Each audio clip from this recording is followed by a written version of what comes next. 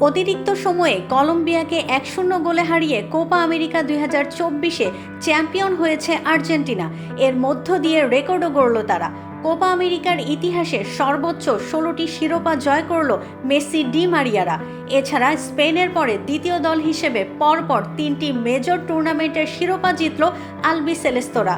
2021 সালে Copa America, 2022 সালে বিশ্বকাপ ও 2024-এ কোপা আমেরিকার শিরোপা জিতল আর্জেন্টিনা।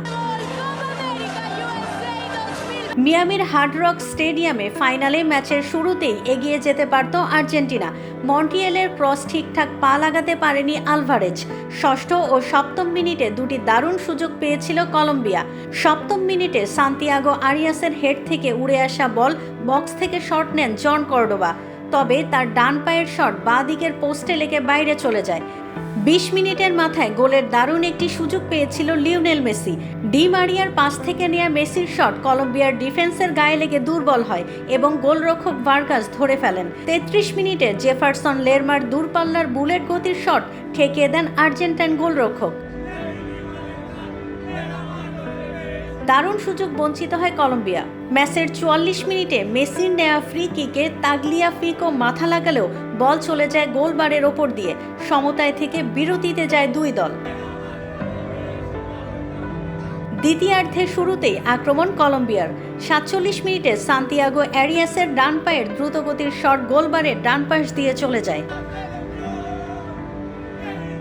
এরপর কাউন্টার অ্যাটাকে ম্যাক অ্যালিস্টারের অ্যাসিস্ট থেকে ডি মারিয়ার করা বাঁ পায়ের শট সেভ দেন গোলরক্ষক ভার্গাস। 54 মিনিটে ডেভিনসন সানচেজের হেড চলে যায় গোলবারের ওপর দিয়ে। 64 মিনিটে উঠিয়ে নেওয়া হয় মেসিকে। বদলি হিসেবে নিকোলাস গঞ্জালেসকে মাঠে নামান কোচ। 75 মিনিটে আর্জেন্টিনার গোল অফসাইডে বাতিল হয়। শেষ দিকে আর্জেন্টিনা বেশ কিছু আক্রমণ করলেও গোলের দেখা পায়নি। ম্যাচ গড়ায় অতিরিক্ত সময়ে।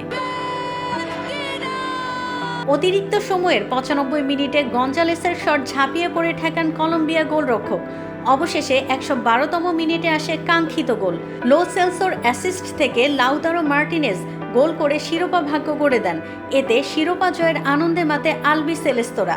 এবারের আসরে এটা ছিল লাউতারোর 5ম গোল। সর্বোচ্চ গোলদাতা হিসেবে তিনি জিতেছেন গোল্ডেন বুট।